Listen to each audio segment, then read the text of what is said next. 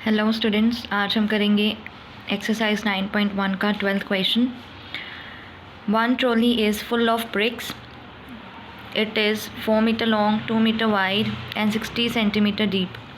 One brick is of size 20 centimetre into 10 centimetre into 6 centimetre. How many bricks are there in the trolley? कहते एक trolley है, उसमें बहुत सारी BRICS रखी हुई हैं. ब्रिक्स मीन्स ईंटें. ईंट होती है जिससे घर बनाते हैं. उसकी लेंथ, ब्रेथ एंड हाइट दी हुई है. वाइड मीन्स क्या होता है कि उसकी विड्थ कितनी है, चौड़ाई कितनी है, मीन्स ब्रेथ कितनी है. डीप मीन्स उसकी डेप्थ कितनी है, मीन्स उसकी हाइट कितनी है. और लॉन्ग का मतलब क्या होता है, लेंथ कितनी है, कितना लंबा है वो. तो one brick is of size, brick की अब साइज़ क्या दी हुई है, उसके डायमेंशंस क्या दिए हुए हैं, 20 सेंटीमीटर, 10 सेंटीमीटर एंड 6 सेंटीमीटर. तो means length, breadth and height. हमेशा पहली क्या दी होती है, जब ऐसी चीज़ दी होती है ना, तो हमेशा ये लेंथ होती है, हमेशा ये ब्रेथ और हमेशा ये हाइट होती है थर्ड नंबर पे. और यहाँ पे देखो, हमने देखनी होती है यूनिट्स. ये मीटर में है, ये मीटर में, ये सेंटीमीटर में और ये तीनों ही सेंटीमीटर में है. तो मीटर को सेंटीमीटर में चेंज कर दो. हमने एक जैसे रखने होते हैं, चाहे सेंटीमीटर को मीटर में चेंज कर दो, आपकी मर्ज़ी है. वैसे ईजी क्या रहता है, जैसे अब यहाँ पे 2 मीटर के हैं, बाकी 4 क्या हैं सेंटीमीटर के, तो इनको भी आप चेंज करके सेंटीमीटर में कर दो, क्योंकि जो कम है उनको ज़्यादा में चेंज करना इजी रहेगा. और जो ज़्यादा वाले हैं, जैसे सेंटीमीटर वाले 4 हैं, उनको मीटर में करना थोड़ा मतलब लेंथी हो जाएगा. और तो कुछ नहीं है, बाकी आप कर सकते हो. तो ये उसने दी हुई है. How many bricks are there in the trolley, कितने ब्रिक्स ट्रॉली में होंगी ये हमने बतानी है. हाउ मेनी मीन्स हमने नंबर ऑफ़ ब्रिक्स निकालनी है. तो पहले हम लिख लेंगे 4 ट्रॉली.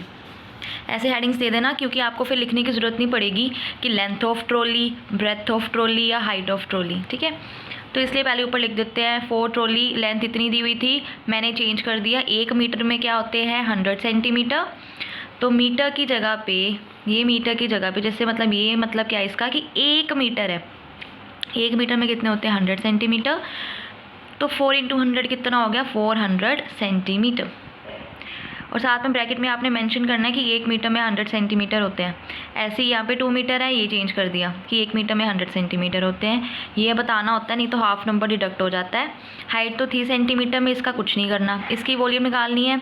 मैंने इनकी जो रिप्रेजेंटेशन की है वो L1 B1 H1 की है. इसकी की है L2 B2 H2, ताकि पता लग जाए कि ये अलग अलग हैं. आप चाहें तो ट्रॉली बड़ी होती है ना ब्रिक से, तो capital L, capital B, capital H symbols भी ले सकते हैं. इसके लिए मैंने अलग अलग ले लिए हैं. आप चाहे तो फिर एक भी ले सकते हो. अगर आपको कन्फ्यूजन हो रही है तो आप L B H भी रहने दो, क्योंकि ऊपर हम मेंशन कर ही चुके हैं. उसके बाद 4 ब्रिक है. ब्रिक के लिए लेंथ, ब्रेथ, हाइट ये आ गई. और हमने ऐसे ही उसकी वैल्यूज़ पुट की, ऐसे ही आंसर छोड़ दिया. क्यूबिक सेंटीमीटर में होती है ना हमेशा वॉल्यूम, तो क्यूबिक सेंटीमीटर डालना है पीछे. अगर यहाँ मीटर होता तो मीटर डालते. सेंटीमीटर है तो पीछे सेंटीमीटर डालोगे, आगे क्या आएगा, क्यूबिक.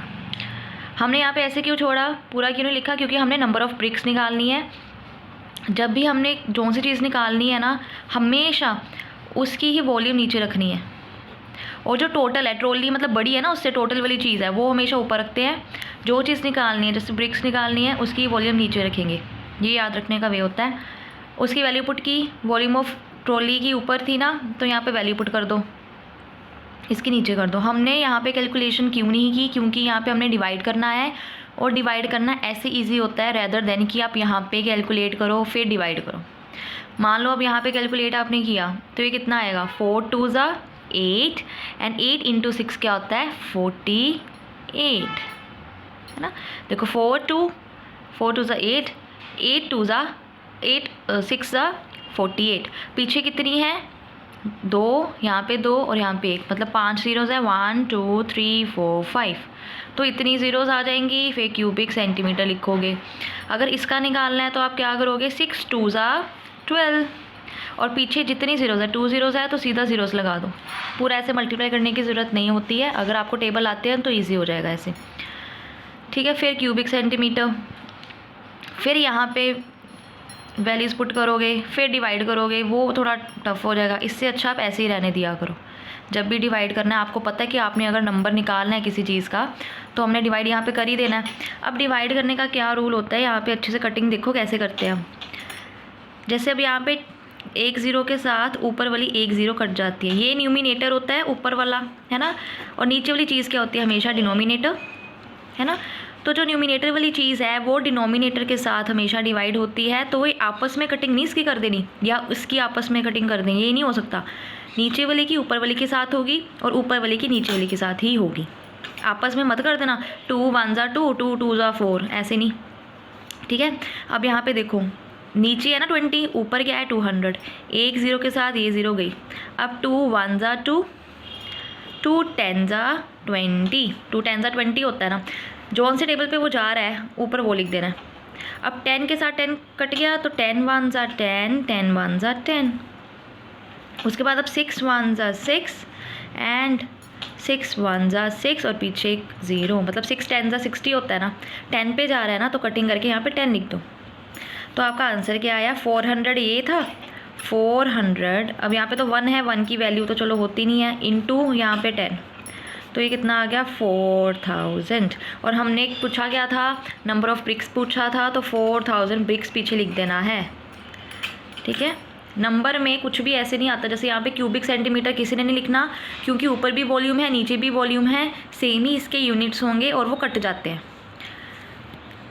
ठीक है। इसलिए यहाँ पे 4000 सिंपल बच जाता है। उसके साथ ब्रिक्स निकालनी है तो ब्रिक्स, अगर मान लो एप्पल निकालने हैं तो एप्पल, ऑरेंज निकालने हैं तो पीछे ऑरेंज, ऐसे लिख देते हैं। और इसका 13th क्वेश्चन देखिए, filling the blanks. Volume of cube, ये आप मुझे बताओ क्या होता है volume of cube. Volume of cube होता है, क्यूब के लिए मैंने बोला था ना स्क्वायर यूज़ होता है, तो स्क्वायर के लिए क्या चीज़ यूज़ होती है, साइड, और वॉल्यूम में वो 3 बार आती है, तो side into side into side. Second में क्या बोला है, वॉल्यूम ऑफ क्यूबॉइड बोला है, देखो वॉल्यूम ऑफ क्यूबॉइड,